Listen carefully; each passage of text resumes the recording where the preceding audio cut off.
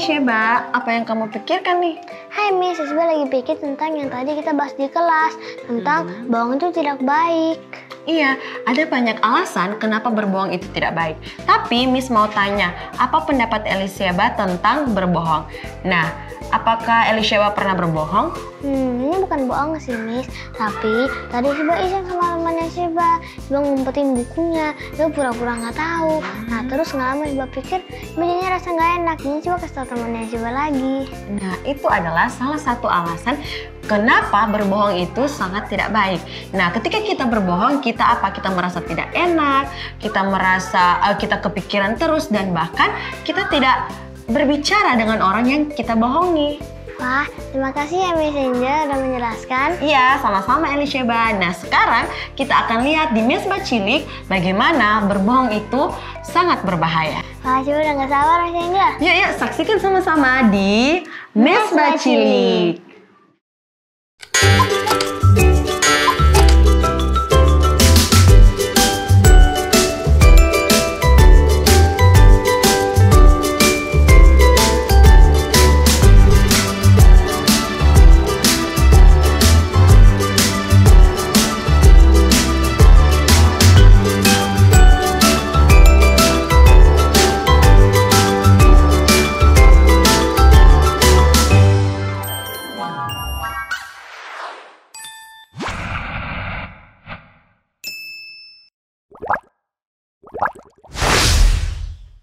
Pernahkah kamu melakukan sesuatu yang kamu tahu seharusnya tidak kamu lakukan? Dan ketika seorang menanyakannya, kamu berbohong? Bagaimana perasaanmu jika tertangkap berbohong? Yakub berbohong kepada ayahnya dan melukai seluruh keluarganya. Kamu tidak akan pernah mengira bahwa Yakub dan Esau adalah saudara kembar. Mereka terlihat berbeda. Mereka berpakaian berbeda. Mereka memiliki minat yang berbeda. Mereka berbeda.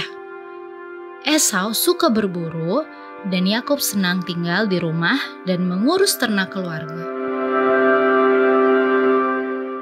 Sebelum mereka lahir, Tuhan berbicara kepada ibu mereka, Ribka. Tuhan mengatakan bahwa saudara yang lebih tua akan melayani yang lebih muda. Ribka tidak tahu bagaimana hal ini akan terjadi, tapi dia percaya apa yang dikatakan Tuhan. Ishak kini sudah tua dan buta. Dia memutuskan bahwa sudah waktunya untuk memberikan berkat khusus kepada anaknya.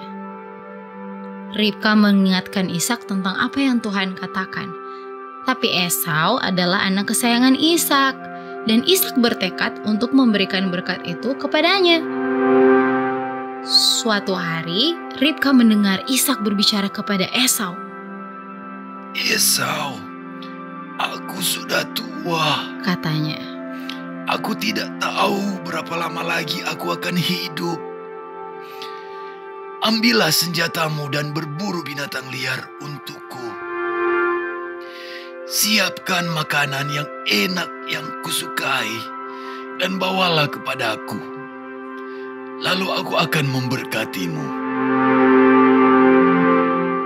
Begitu Esau pergi, Ribka memanggil Yakub. Dia menceritakan apa yang sedang terjadi. Kemudian dia berkata, "Yang khawatir Yakub, aku punya rencana. Pergilah ke ternak dan bawakan aku 2 kambing muda terbaik. Aku akan menyiapkan makanan persis seperti yang disukai ayahmu. Lalu kamu bisa membawanya kepadanya dan mendapatkan berkat itu." Yakub menjawab, "Tapi dia akan tahu perbedaannya. Esau berbulu, sedangkan aku tidak. Ayah akan tahu aku menipunya. Dia akan mengutukku, bukan memberkatiku." "Jika ada yang harus dikutuk, itu akan terjadi padaku," jawab ibunya. "Pergilah dan lakukan apa yang kuperintahkan." Ribka memberi Yakub beberapa pakaian milik Esau, dan Yakub mengenakannya. Dia juga menutupi tangan dan leher Yakub dengan kulit kambing. Kemudian Yakub pergi kepada Ishak dengan makanan yang sudah disiapkan oleh Ribka. Ishak mendengar Yakub memasuki ruangan. "Siapa ini?" tanyanya. "Esau, anak sulungmu." Bohong Yakub. "Aku telah melakukan seperti yang ayah katakan. Duduklah dan nikmati makanan ini, lalu berkatilah aku." Bagaimana kamu bisa menemukan binatang buruan begitu cepat? Tanya Ishak. Tuhan membantuku. Yakub berbohong lagi. Kemudian Ishak bertanya, Mendekatlah agar aku bisa menyentuhmu. Suaranya seperti Yakub, tetapi tanganmu terasa seperti Esau. Apa kamu benar-benar Esau? Ya, Ayah. Yakub berbohong lagi. Kalau begitu, datanglah dan berikan aku makanan untuk Kata dimakan. Ishak. Yakub membawa makanan itu kepada Ishak dan Ishak makan. Kemudian Ishak berkata kepada Yakub.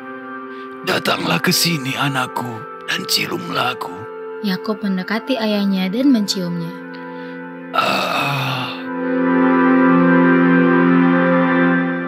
Ini bau lapangan. Dan begitulah Ishak memberkati Yakub. Yakub segera pergi.